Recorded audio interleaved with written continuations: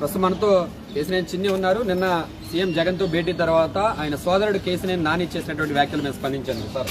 చాలా ఘాటు వ్యాఖ్యలు చేశారు. కుటుంబంలో కూడా కొంచెం ఆరోపించారు. ఎలా చూస్తున్నారు, ఏం చెప్తారు మీరు ఆరోపించారు? మా కుటుంబంలో గొడవలు ఎప్పటి నుంచో, ఇప్పుడు కాదు. చంద్రబాబు నాయుడు గారి దగ్గర ఆయన 2009లో తెలుగుదేశం పార్టీలో చేరాడు. కానీ అంత ముందు నుంచే మా కుటుంబంలో ఉన్నాయి. ఎప్పటికప్పుడు నేను సర్దుకుంటా ఆయన్ని మళ్ళీ 2014లో ఎంపీ కింద నుంచోబెట్టినప్పుడు మేమందరం కలిసికట్టుగా కృషి చేసి ఆయన విజయానికి కృషి చేశాం. మా కుటుంబ సభ్యులకి చంద్రబాబు నాయుడు గారికి అసలు నేను ఈ మధ్య తెలిసిందే ఉంటుంది. అంతమంది సమస్యలు ఉన్నాయని కూడా వారికి తెలియదు. ఎందుకంటే చాలామంది కుటుంబ సభ్యులు ఉన్నారు, తెలుగుదేశం కుటుంబ సభ్యులు, వారందరి గురించి వారు పట్టించుకునే వ్యవహారం కూడా ఉండదు.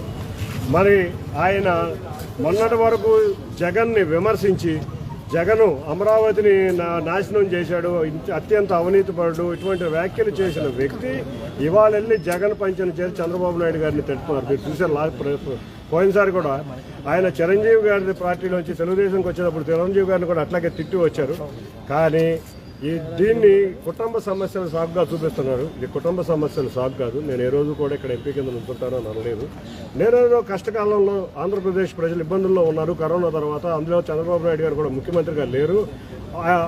ఈ సమయంలో ప్రజల చెంత ఉండాలని నేను సేవా కార్యక్రమాలు చేసుకుంటూ వెళ్తుంటే, ఈ సేవా కార్యక్రమాల్లో తెలుగుదేశం పార్టీ కార్యకర్తలతో కలిసి చేసుకుంటూ వెళ్తుంటే వారికి ఏమి ఇబ్బంది వచ్చిందో కానీ వారు వెళ్ళిపోవడానికి నిశ్చయమై ఇటువంటి వ్యాఖ్యలన్నీ చేస్తారు. చంద్రబాబు నాయుడు గారు మా కుటుంబం తరఫున మీ అందరికీ క్షమాపణ చెప్తున్నారు. మా కుటుంబ సభ్యులందరూ మీకు క్షమాపణ చెప్పమన్నారు. మా కుటుంబ సభ్యులకి మీకు ఎటువంటి సంబంధం లేదు. ఇంకా వారు మాట్లాడిన తీరు, వాళ్ళ లోకేష్ ఎవరంటారు? లోకేష్ అంటే వాళ్ళ యువగళం పాదయాత్రలో లక్షలాది ప్రజలు ఆయన వెన్నుంటి నడిచారు. ఆయన లక్షలాది ప్రజల ప్రతినిధి. ఒక రాష్ట్ర ముఖ్యమంత్రి కుమారుడు, మరొక మాజీ ఒక నందమూరి తారక రామారావు గారి మనవుడు అయినటువంటి వ్యక్తికి మన కుటుంబానికి పోలికే లేదు.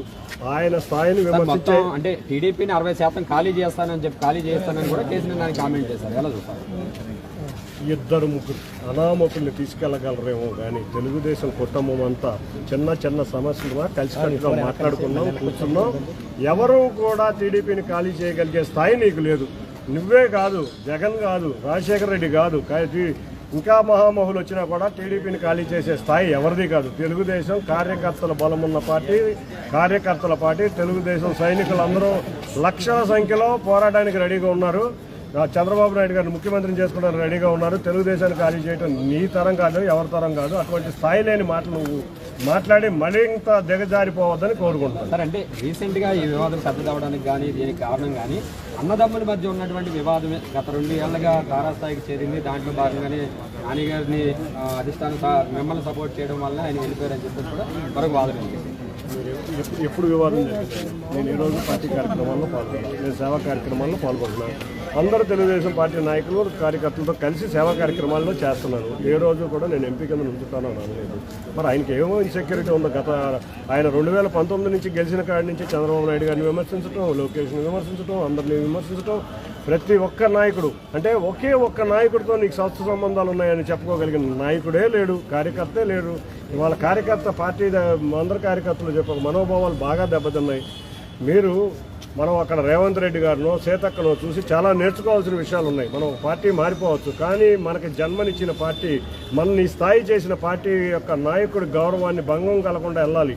అటువంటి ఇది మర్చిపోయి ఏదో నేను కూడా ఒక కొడాలి నాని, నేను కూడా వంశీని అయిపోదాం అనుకుంటే ఇంతకన్నా దౌర్భాగ్య స్థితిలో ఇంకెవరో మిమ్మల్ని చూడలేరని నేను అనుకుంటాను. సార్, మీరు చాలా కాలంగా పార్లమెంట్ పరంగా చాలా సేవా కార్యక్రమాలు చేస్తున్నారు. క్యాడర్ కూడా చాలా మంది చిన్ని గారు అంటే ఒక రకమైనటువంటి ఒక ఫీలింగ్ తీసుకొచ్చారు. మీరేం చెప్తారు? నాన్నగారు వెళ్ళిపోయిన తర్వాత పార్లమెంట్ పరిధిలో ఉన్న మీ క్యాడర్కి ఏం చెప్తారు? అందరం కలిసికట్టుగా కూర్చున్నాం, బ్రహ్మాండంగా విజయానికి కృషి చేస్తున్నాం. 7 నియోజకవర్గాల్లో తెలుగుదేశం పార్టీ అభ్యర్థులు 7 అభ్యర్థులు అత్యధిక మెజార్టీతో గెలవబోతున్నారు. ఇక్కడ చంద్రబాబు నాయుడు గారు ఎవరిని ఎమ్మెల్యే అభ్యర్థులు, ఎవరు ఎంపీ అభ్యర్థులుగా నిలిచినా అత్యధిక మెజార్టీతో గెలిపించడానికి ప్రజలు రెడీగా ఉన్నారు. వాళ్ళ దగ్గరికి వెళ్ళి వాళ్ళకి ఎటువంటి లోటుపాట్లు లేకుండా ఇంకా 3 నెలల సమయం ఉంది. కాబట్టి వాళ్ళు చాలా ఇబ్బందుల్లో ఉన్నారు.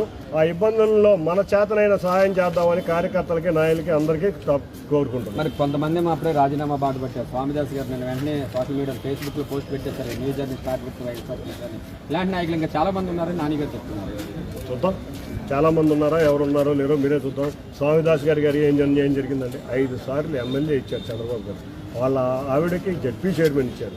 ఎవరైతే పదవులు అనుభవిస్తున్నారో నిజంగా చూస్తే మా కార్యకర్తలు పదవులు అనుభవించిన వాళ్ళు ఏమో మొక్కబోని దీక్షతో చేస్తున్నారు. పదవులు అనుభవించి ఎందుకు వెళ్ళిపోతున్నారో మాకు అర్థం కావట్లేదు. స్వామిదాస్ గారు లాస్ట్ టైం ఎలక్షన్లోనే ఆయనకి సీట్ ఇవ్వలేదు.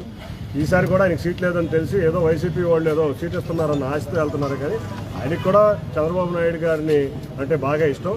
సరే, ఇది నాని గారి విషయంలో వెళ్ళడం కాదు, ఆయన ఎప్పుడో 10 రోజుల ముందే డిసైడ్ అయ్యారు. Okay sir, right. సో ఇది నిన్న కేసినేని నాని చేసినటువంటి వ్యాఖ్యలు తీవ్రంగా తప్పుపడుతున్నారు. ఆయన సోదరుడు కేసినేని చిన్ని కుటుంబ కలహాలకి చంద్రబాబుకు ఎలాంటి సంబంధం లేదు. ఆయన పార్టీలో మాత్రం కూడా ఎలాంటి ఇబ్బందులు లేవు. కేసినేని నాని వెళ్ళిపోయినప్పటికీ కూడా పార్టీ క్యాడర్ అంతా ఒకే తాటి మీదకి వచ్చే ఎన్నికల్లో మళ్ళీ టీడీపీని అధికారంలోకి తీసుకొచ్చేలా కృషి చేస్తామంటున్నారు కేసినేని నాని సోదరుడు కేసినేని చిన్ని. బావుట స్టూడియో.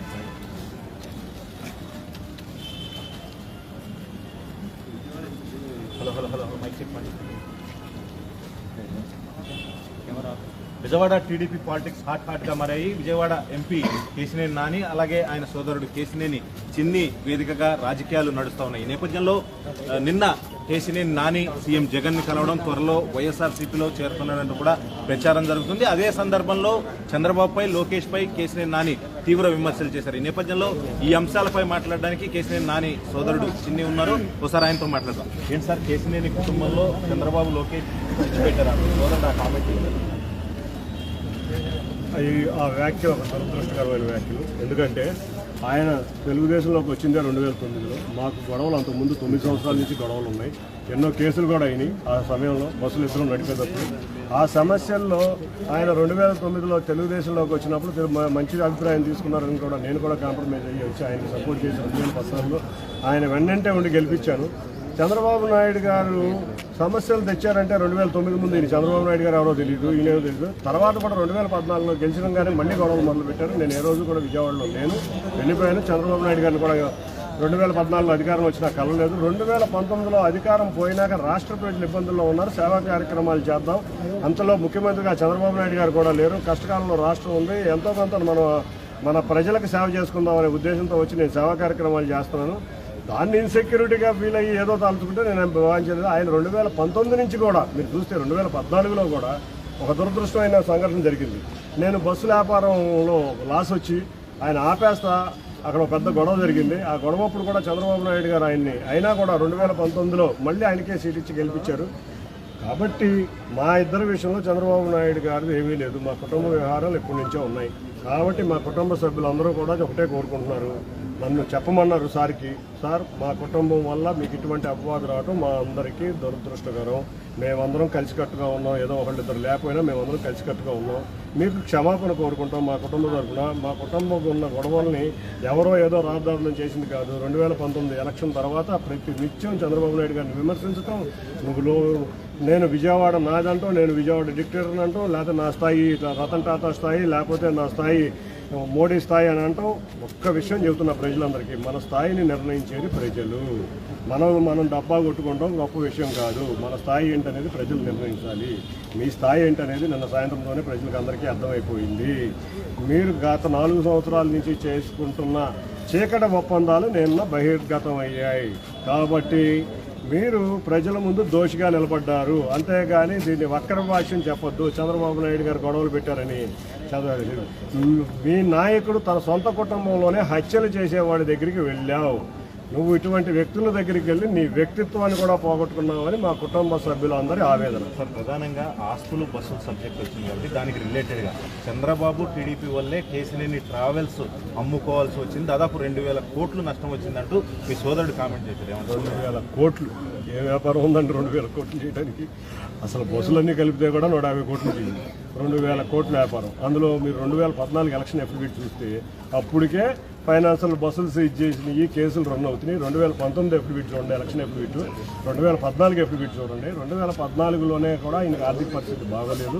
అయినా కూడా చంద్రబాబు గారికి తెలిసి లేదు ఈ వ్యక్తి చాలా కష్టపడ్డాడు, మన పాదయాత్రలో తప్పకుండా సీట్ ఇద్దామని చెప్పి ఇచ్చారు. అప్పుడు చాలా కాంపిటీషన్ వచ్చినా కూడా ఇచ్చారు. కానీ 2014లో అఫిడవిట్ చూడండి, దాంట్లోనే తెలుస్తుంది బస్సులు ఎందుకు ఆగినాయో. చంద్రబాబు నాయుడు గారు ఈయన బస్సులు ఆపే సమయానికే ఫైనాన్షియల్ బస్సులు సీజ్ చేస్తా ఈయన ఆర్థిక పరిస్థితి బాగోలేదు. అక్కడ విజయవాడ ప్రజలందరికీ తెలుసు, ఇది తెలుగుదేశం కార్యకర్తలకు కూడా తెలుసు. కానీ ఇది మనం మాట్లాడుకుంటాం మంచిది కాదు కాబట్టి ఏ రోజు ఎవరు కూడా మాట్లాడారు. సార్, ఫైనల్గా 60% టీడీపీ ఖాళీ అవ్వబోతున్నట్టు కేసినేని నాని గారు వ్యాఖ్యలు చేస్తే ఏమంటారు? 60% కాదు 70% వైసీపీ ఖాళీ ఉంది. టీడీపీని ఖాళీ చేయడం బ్రహ్మ రుద్రాల వల్ల కూడా కాదు, తెలుగుదేశం కార్యకర్తల పార్టీ. రామారావు గారు ఏ ముహూర్తాన్ని స్టార్ట్ చేశారో కానీ ఈ పార్టీని ఇవాళ ఈ పార్టీ ఎన్ని ఒడిదొడుగులు ఎదుర్కొన్నా బ్రహ్మాండంగా ఉంది అంటే అది తెలుగుదేశం కార్యకర్తల ఆస్తి, తెలుగుదేశం కార్యకర్తల యొక్క కష్టం. కాబట్టి నాయకులమైనా కార్యకర్తలమైనా తెలుగుదేశానికి ఒక ఆస్తి. మేమందరం కలిసి తెలుగుదేశానికి గట్టిగా పూజాం. మీరే చూస్తారు కదా, 60% కాలేదు, ఇంతవరకు ఒక్క మనిషి వెళ్ళలేదు. అందరం కలిసికట్టుగా మాట్లాడుకుంటున్నాం. 60 ఒకళ్ళిద్దరు అనామకులను తీసుకెళ్ళగలవేమో కానీ నీ వల్ల ఎవరో కాదు. నిన్ను వైసీపీ శ్రేణులు కూడా యాక్సెప్ట్ చేయవు. నీ యొక్క నేచర్ అందరికీ తెలుసు కాబట్టి వాళ్ళు కూడా యాక్సెప్ట్ చేయరని మేము అనుకుంటున్నాం. ఫైనల్గా చెప్పండి సార్, నిన్న మీ సోదరుడు సీఎం జగన్ కలిశారు.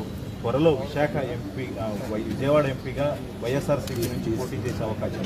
అదే సందర్భంలో టీడీపీ కనుక మిమ్మల్ని విజయవాడ ఎంపీగా పోటీ చేయమంటే సోదరుడి మీద పోటీ చేయడానికి కేసీఆర్ చిన్ని సిద్ధంగా ఉన్నారు.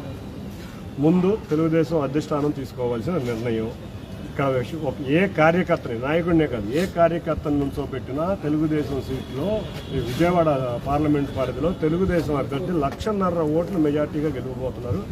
అంతేకాకుండా అధిష్టానం నువ్వు నుంచోవాలని నుంచోబెడితే తప్పకుండా నుంచుంటాను. మా కార్యకర్తల అండతో, మా యొక్క నాయకుల అండతో 1,50,000 మెజార్టీ దాటించడానికే కృషి చేస్తాం. మేమందరం కలిసి తప్పకుండా తెలుగుదేశం పార్టీని ఇక్కడ ఎవరో మొన్నటిదాకా వైసీపీకి అభ్యర్థులు లేరంటేనే పరిస్థితి అర్థమవుతుంది. అంతేకాకుండా ఏ జనాబలం లేని ఒక నాయకుడిని తీసుకుని అభ్యర్థిగా నుంచోబెడుతున్నారంటే వాళ్ళ దౌర్భాగ్యం. సో చూసాం కదా, మొత్తానికి విజయవాడ వైసీపీ ఎంపీగా ఖచ్చితంగా కేశినేని నాని నిలబడి ఇటు టీడీపీ నుంచి చిన్ని నిలబడడం అంటే నిలబడతాను, ఖచ్చితంగా 1,50,000 మెజారిటీతో టీడీపీ ఎంపీగా విజయవాడ నుంచి గెలుస్తాను అంటూ కూడా కేశినేని చిన్ని వ్యాఖ్యలు చేస్తాను. అలాగే కేశినేని కుటుంబంలో చంద్రబాబు, లోకేష్ చిచ్చు పెట్టారు అని నిన్న ఆయన సోదరుడు నాని చేసిన వ్యాఖ్యలపై కూడా కేశినేని చిన్ని మండిపడుతున్న పరిస్థితి. ఏనాటి నుంచో ఈ కుటుంబంలో గొడవలు అనేవి ఉన్నాయంటూ కూడా ఆయన కుటుంబ నేపథ్యం అంతా కూడా చెప్తా ఉన్న పరిస్థితి. వీడియో జర్నలిస్టు సాయితో రాకేష్, టీవీ5 విజయవాడ. రాకేష్ గారు బాగా వచ్చింది నా ఫీలింగ్. ఒకటి ఫీల్ వస్తుంది వాళ్ళు. రాకేష్ బాగా వచ్చింది. సీరియస్గా చూడతారు. తెలుగుదేశం పార్టీకి వైసీపీ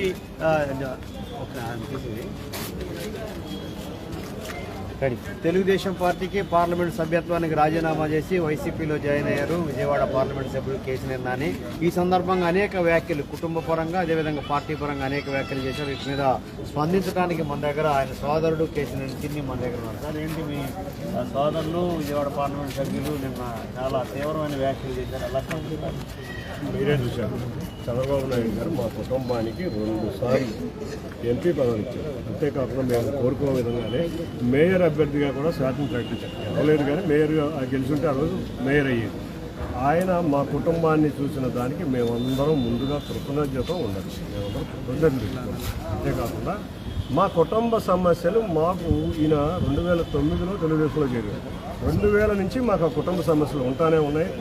మాకు 2-3 కేసులు కూడా అయినాయి. అయినా కూడా 2009లో తెలుగుదేశంలో చేరినాక ఈయనకి మనం సపోర్ట్ చేయాలి, మంచి డెసిషన్ తీసుకున్నారని చెప్పి నేను వచ్చి సపోర్ట్ చేశాను. అయితే 2014లో మంచి మెజార్టీతో గెలిపించినాక ఏ రోజు కూడా నేను మళ్ళీ సమస్యలు రాకూడదని నేను వెళ్ళాను.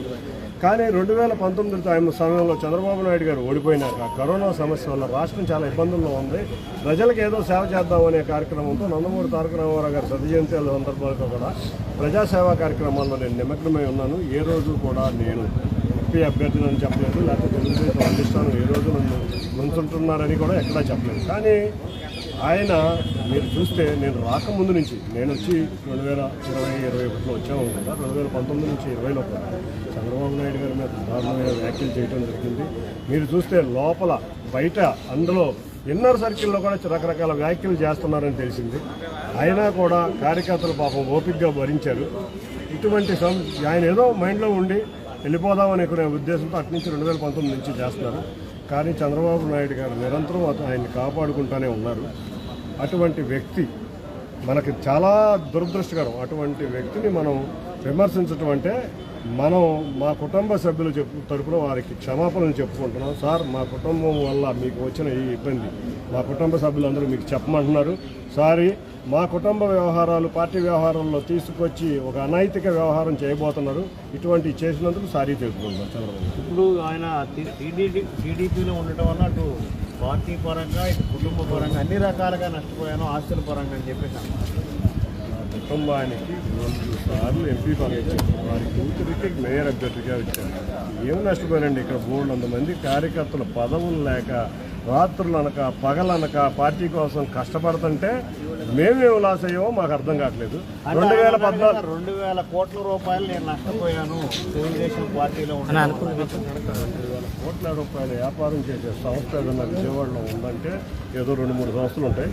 ఈయన 2014 బ్యాలెన్స్ షీట్ చూస్తే 2019 బ్యాలెన్స్ షీట్ చూసినా ఆయన అప్పులు అన్నీ అర్థమవుతాయి. అంటే మీరు ఎలక్షన్ ఎప్పుడు పెట్టండి, 2014లో పార్టీలో సీట్ ఇచ్చే టైంకే ఆయన బాగా ఇబ్బందుల్లో ఉన్నాడు, ఆర్థిక ఇబ్బందుల్లో ఉన్నాడు. అప్పటికే బస్సులు ఆపేద్దాం అనుకునే పరిస్థితి ఉంది. వచ్చిన సంవత్సరంకే బస్సులు ఎక్కడికక్కడ ఫైనాన్సర్లు సీజ్ చేయటం వల్ల ఎక్కడికక్కడ ఆగిపోతున్నాయి.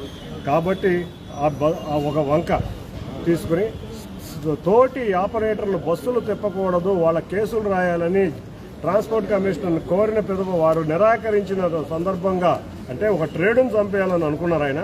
ఆ నిరాకరించిన సందర్భంగా బస్సులు ఆపి ఆ నిందను వేరే వాళ్ళ మీద తోసి పబ్బం గడుపుకుంటున్నాడు ఇన్ని రోజులు. నేను చూపిస్తా, రికార్డులతో సహా ఉంది. ఏ రోజు ఏ బస్సు సీజ్ అయినవి అన్నీ ఉన్నాయి. ఇవి వస్తే ఆయన పరువు పోద్ది. నేను నా కుటుంబ పరువును తీయటం నాకు ఇష్టం లేదు. ఇంతకు మించి నేనైతే ఇప్పుడైతే ఏమి చెప్పడు. కుటుంబ సభ్యుల మధ్య కూడా గొడవ పెట్టారు, కుటుంబ సభ్యులు చీలిపోయే విధంగా తయారు చేశారని వ్యాఖ్యానించారు. అంతే కదా సార్, మా గొడవలు ఇప్పుడు కాదు ఎప్పటి నుంచో అని.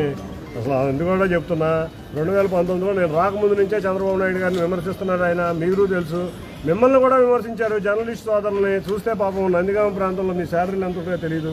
నందిగామ ప్రాంతంకి వెళ్ళి పాపం వాళ్ళు అర్ధరాత్రి అనక అపరాత్రి అనక మీ న్యూస్లు తీసుకుని మీడియాను పట్టుకుని బిర్యానీ పొట్లాలకు న్యూస్లు రాస్తున్నారనే విమర్శలు చేశారు. ఆయన విమర్శలు చేయని వ్యక్తి అంటూ ఎవ్వరూ ఉండరు.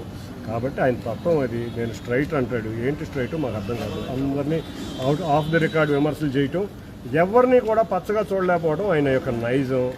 ఆయనకు అన్ని రకాల పదవులు అన్ని రకాల అనుభవించారు. అనుభవించకముందు చెప్పాలి కదా, నేను ఆర్థికంగా నష్టపోయాను, లేకపోతే నా పదవులు లేవో, లేకపోతే ఇంకోటి లేవో అని. 2019లో పదవి వచ్చినాకే ఈయన విమర్శించడం మొదలుపెట్టింది. నేను విజయవాడకి నేనే అధిపతిని, నేను మోనార్క్ని. ఇది ప్రజాస్వామ్యం, నువ్వు హిట్లరు కాదు.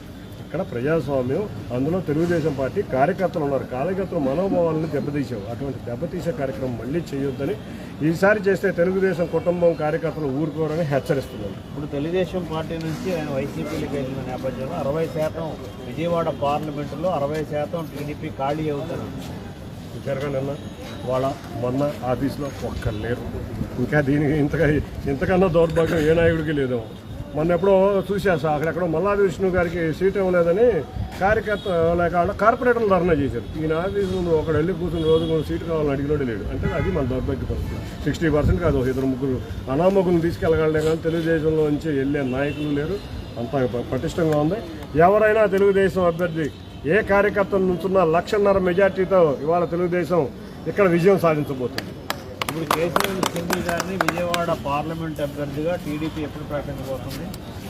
ఏ కార్యకర్తను ప్రకటించినా నాయకులం కార్యకర్తలం అందరం కలిసికట్టుగా నుంచుని విజయం సాధించబోతున్నాం. అతి త్వరలో విజయవాడ అభ్యర్థిని చంద్రబాబు గారు ప్రకటిస్తారు. ఎవరిని ప్రకటించినా, పోయినసారి చెప్పాను, నాని గారు ఉన్నప్పుడు చెప్పాను, ఇప్పుడు చెబుతున్నాను, మేమందరం కలిసికట్టుగా గురించి ఆ అభ్యర్థి విజయాన్ని కృషి చేస్తాం. ఇది మొత్తం మీద